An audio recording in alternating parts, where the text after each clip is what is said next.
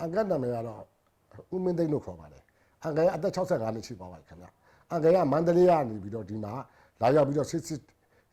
စီမှုခံတာဖြစ်ပါတယ်ခင်ဗျဒီလိုခင်ဗျ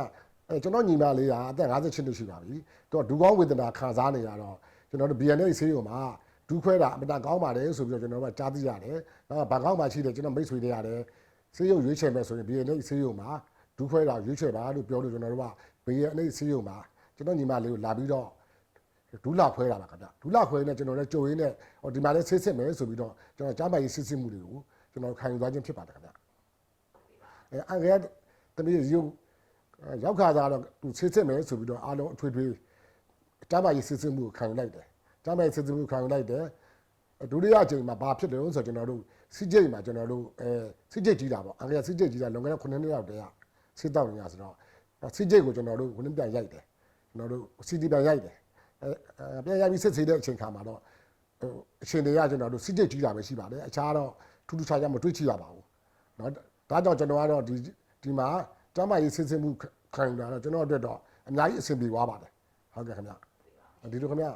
ကျွန်တော်ကစစ်တော့ကျွန်တော်ကျမ်းမာရေးအထွေထွေဆိုပြီးတော့ဆက်လိုက်တာဆေးရောနောက်တော့လည်းဒီမှာလည်းဇင်းတော့အထူး promotion ချထားတယ်ဆိုတော့ကျွန်တော်တို့မြန်မာလူမျိုးတွေအတွက်လည်း promotion ချထားတယ်ကြားတော့ကျွန်တော်ဝင်ဆက်လိုက်တယ်ဇင်းတော့လည်းအများကြီးရှားဆေးုံနဲ့စာရင်တော့အများကြီးတက်တာပါတယ်ကျွန်တော်ဒီကုလုံးစစ်သေးလိုက်ပါတယ်စစ်သေးချင်ရတော့မနေ့7 နာရီကနေစစ်တာညနေ3 နာရီမှပြီးတယ်ခင်ဗျဒီဆေးရောကောင်းပါတယ်ဝန်ဆောင်မှုလဲကျွန်တော်တို့နေ့လည်စာတွေပါတယ်တက်ခင်းကျွေးမွေးပါတယ်ခင်ဗျအဲ့လိုစစ်သေးတဲ့အချိန်ကမှကျွန်တော်ထွေထွေစစ်သေးပြီးတဲ့အချိန်ကမှကျွန်တော်ကစီးကျိတ်ကြီးတာလွန်ခဲ့တဲ့9 နှစ်လောက်တည်းကကျွန်တော်ဆေးတောက်နေရတယ်ဒီအချိန်မှာဒီဆေးကျိတ်ကဆက်လက်ကြီးနေတဲ့အတွက်ကျွန်တော်အမအိုင်ကျွန်တော်တို့ကြိုက်ပြီးတော့စစ်လိုက်တဲ့အချိန်ကမှတော့ကျွန်တော်စီးကျိတ်ကြီးတာပဲရှိပါတယ်အခြားတော့ယောဂအထွေထူးကြီးမားမရှိပါဘူးဒါကြောင့်ကျွန်တော်စီးကျိတ်ကြီးတာပေါ့ကျွန်တော်ဒီက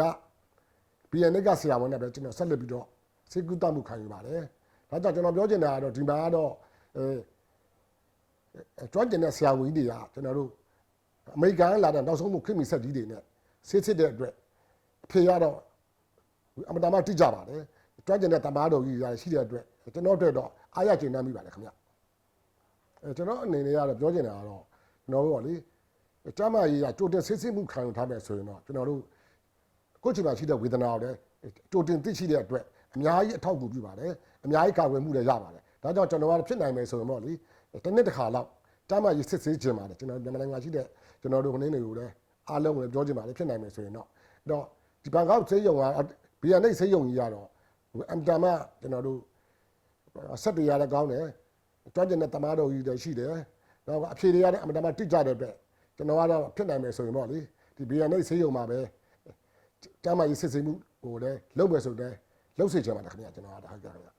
ဟုတ်ကဲ့ပါကျေးဇူးအများကြီးတင်ပါတယ်ဟုတ်ကဲ့ခင်ဗျာကျွန်တော်ကျေးဇူးတင်ပါ